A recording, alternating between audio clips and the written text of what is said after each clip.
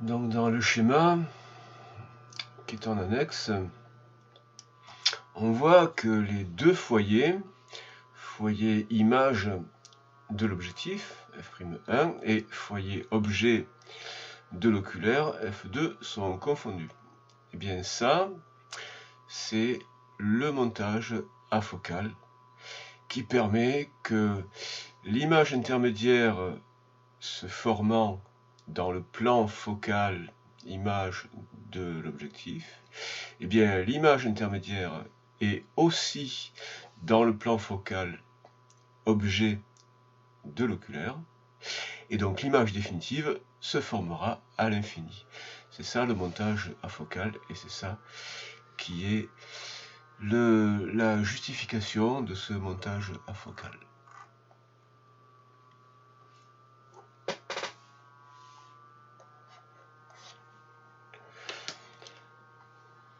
Et donc la distance entre les deux centres optiques, entre les deux lentilles, cette distance-là, O1, O2, eh bien, c'est la somme des deux focales, c'est la somme des deux distances focales. On a O1, O2 égale F'1 plus F'2.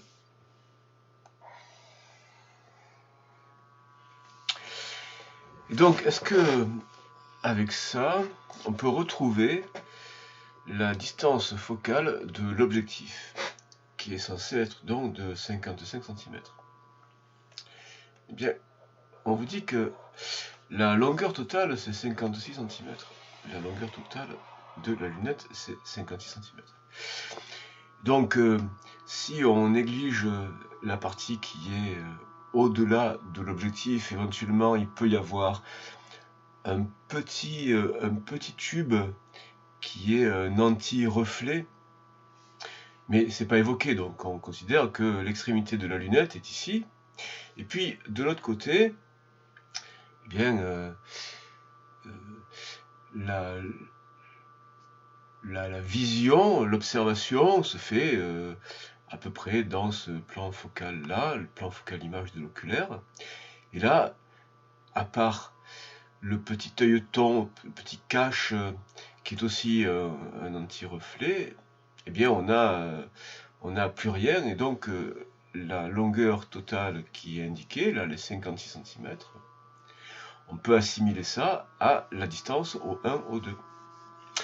Et donc, si on connaît O1, O2 et qu'on l'assimile à 56 cm, longueur totale de la lunette, et donc qui est F'1 plus F'2, alors dans ce cas, F'1, c'est O1, O2 moins F'2. Alors donc O1, O2, 56 cm moins, et F'2, eh bien,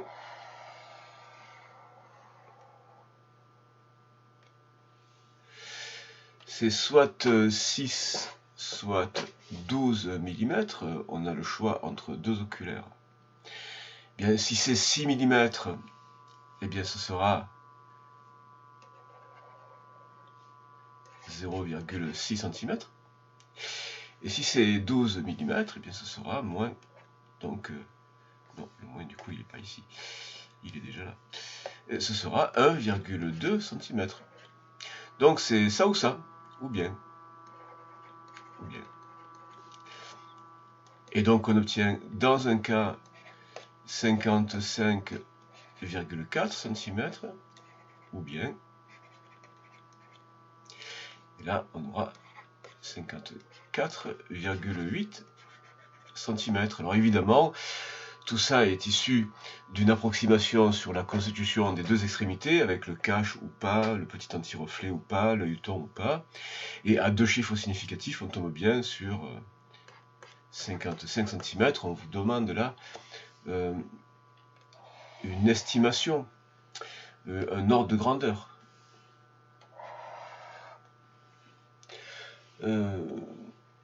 De l'ordre de 55 cm, évidemment. Ça fait bien 55 cm à deux chiffres significatifs. Alors, sur le schéma, construire l'image, bon, de A1, B1, et puis ensuite il faudra construire B'. Donc voilà comment on fait. On prolonge le rayon issu de B qui est à l'infini jusqu'à L2. Et lorsque ce rayon-là, puisqu'on choisit le rayon qui passe par le centre, lorsqu'il traverse la lentille, puisqu'il passe par le centre, il n'est pas dévié.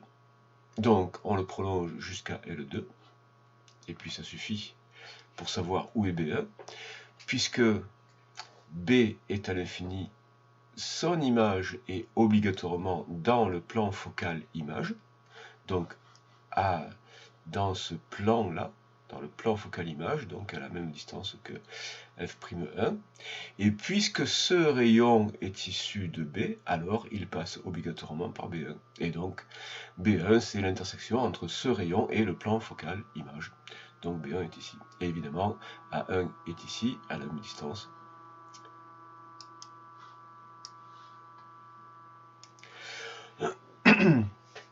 Alors maintenant, exprimer tangente alpha en fonction de F'1 et A1, B1.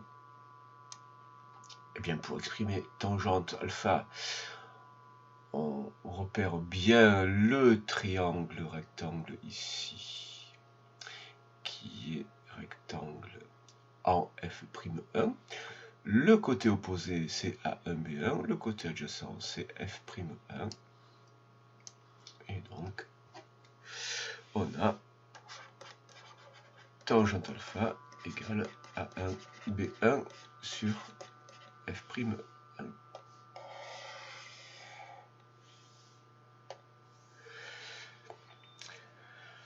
Alors, maintenant, la suite du trajet, les rayons issus, alors un rayon issu de B1, eh bien, donc issu de B1, eh bien on peut choisir n'importe quel rayon, on peut choisir soit celui qui est parallèle à l'axe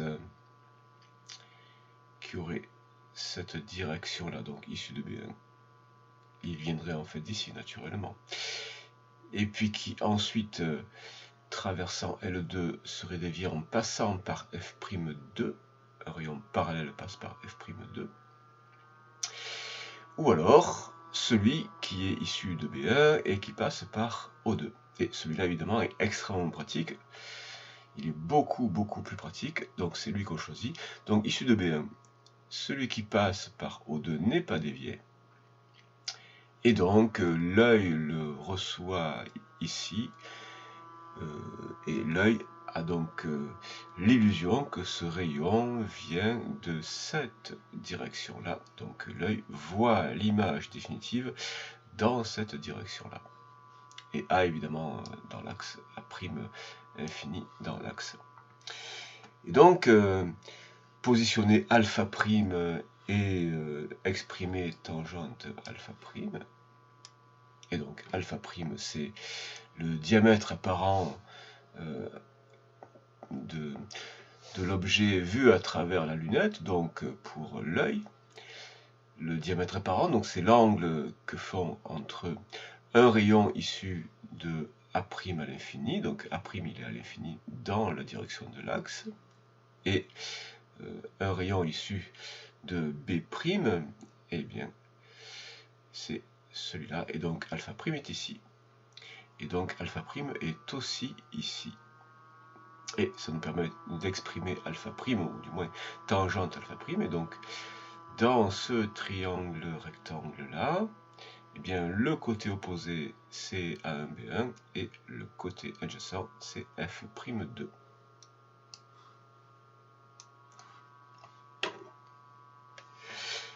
Et donc,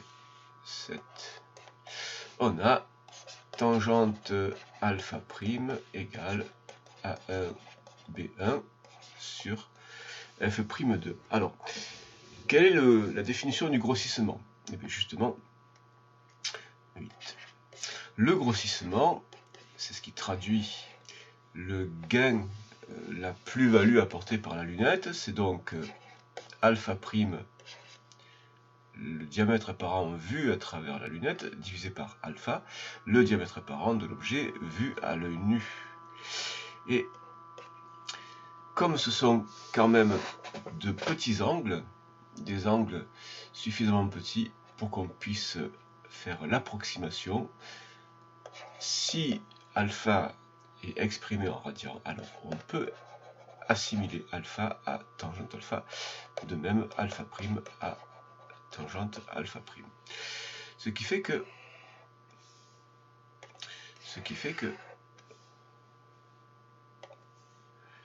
on peut écrire à la place de alpha prime l'expression de tangente alpha prime qu'on a établie tout à l'heure, A1 B1 sur f prime 2, et à la place de alpha, A1 B1 sur f prime 1.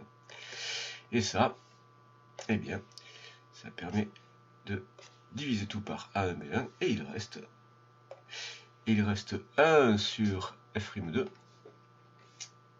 Et donc f'2 passe au dénominateur, divisé par 1 sur f'1, donc divisé par 1 sur f'1, c'est l'inverse de l'inverse, donc c'est f'1, et f'1 passe au numérateur.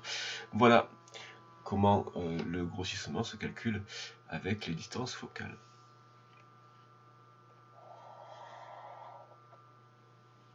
Et évidemment, si le grossissement c'est le rapport des distances focales, on a intérêt que celle qui est au numérateur soit la plus grande possible et celle qui est au dénominateur soit la plus petite possible.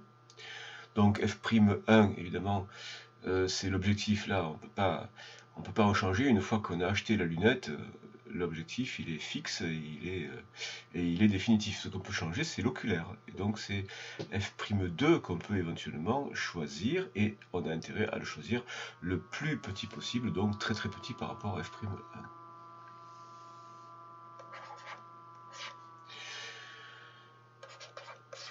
Alors maintenant, est-ce que la notice a raison de dire grossissement jusqu'à 100 fois? Eh bien, voyons ce que ça peut être, le grossissement. Le grossissement, ce sera f'1 sur f'2. Alors f'1, lui, il est fixé, il est définitif. On l'a choisi une fois qu'on a acheté la lunette, en fait. Et f'2, eh bien, on choisit le plus petit. Alors, si on choisit le plus petit, entre 6 et 12 mm, on choisit 6 mm, donc 0,6 cm. Il faut évidemment veiller à ce que ce soit les mêmes unités. Et ceci, ça fait 91, quelque chose qui est plus grand que 5, donc à deux chiffres, c'est 92. Le grossissement le plus important qu'on puisse obtenir, là, c'est 92. Bon, évidemment, la notice arrondie à 100, parce que commercialement, ça, c'est plus marquant. Alors, maintenant, préciser si d'autres valeurs, oui, évidemment, d'autres valeurs du grossissement. Si on choisit l'autre lentille, eh bien, la focale, l'autre oculaire a une focale de 12 mm, donc 1,2 cm. Donc évidemment, ce sera la moitié, ce sera 46. Donc en fait, j'ai 1 avec la focale la plus petite, et j'ai 2 avec la focale la plus grande pour les deux grossissements. Et maintenant, application à l'observation d'une étoile double. Alors avec avec un de ces oculaires là, on peut distinguer ces deux étoiles. Et avec l'autre, on ne peut pas. Et le seuil qui permet à l'œil de distinguer deux objets, eh bien c'est cette valeur-là, θ. Bien, comment exploiter ça? Alors, dans un cas, on va avoir ce que l'on perçoit, c'est à travers la lunette, c'est alpha prime. Donc on a un alpha prime 1, et puis on a un alpha prime 2. Alors avec le alpha prime 1, c'est celui-là, celui qui est obtenu avec l'oculaire de plus petite distance focale. On a donc G1 fois alpha. Bon, évidemment, j'utilise G égale alpha prime sur alpha, donc alpha prime égale G fois alpha. Donc, soit alpha prime 1 égale G1 fois alpha, soit alpha prime 2 égale G2 fois alpha. Alors, c'est lui qui est le plus grand et lui qui est le plus petit. Et donc, avec un des grossissements, on peut distinguer les deux étoiles, avec l'autre non. Alors évidemment, c'est celui-là qui permet de distinguer ces deux étoiles. Et donc c'est ce grossissement-là qui permet d'avoir un alpha prime 1 suffisamment grand, suffisant pour qu'on puisse distinguer les deux étoiles. Alors si on peut distinguer les deux étoiles, eh bien ça veut dire que le diamètre apparent, vu à travers la lunette, il est supérieur à θ. Donc ça veut dire que là, c'est supérieur à θ. Et si l'autre ne peut pas, eh bien ça veut dire que lui n'est pas supérieur à θ. Il n'est pas assez grand, le G2 n'est pas assez grand et il n'est pas supérieur à θ. Il est inférieur à θ, évidemment, G2 c'est 46 et G1 c'est 92, c'est lui le plus grand. Et bien avec ça, est-ce qu'on peut accéder à un encadrement de alpha? Eh bien en fait, il suffit d'exprimer alpha, et d'exprimer alpha dans cette inégalité-là. Ici, on a donc alpha. Super. Alors si je divise par G1, comme G1 est positif, ça ne change pas l'ordre de la relation d'ordre, donc c'est supérieur à θ sur G1. Mais alpha, du coup, là, il est inférieur, si je divise par G2, il est inférieur à θ sur divisé par G2. Si je divise par G2, comme G2 est un nombre positif, ça ne change pas le sens de la relation d'ordre. Donc là, numériquement, on a alpha supérieur à, alors θ, eh bien c'est 3,010 puissance moins 4 radians, divisé par G1, donc 92, et puis alpha, il est inférieur à 3,010 puissance moins 4, inférieur à, et donc G2 le plus petit c'est 46. Du coup ça, ce 3, 10 moins 4 divisé par 2, ça donne 3,3, 10 puissance moins 6 radians. Et puis ici, ça donne 6,5, 10 puissance moins 6 radians. Et donc, on a ici deux inégalités, ça permet d'écrire un encadrement pour alpha. Alpha, il est donc plus grand que 3,310 moins 6 radians, et il est plus petit que 6,5 10 moins 6 radians.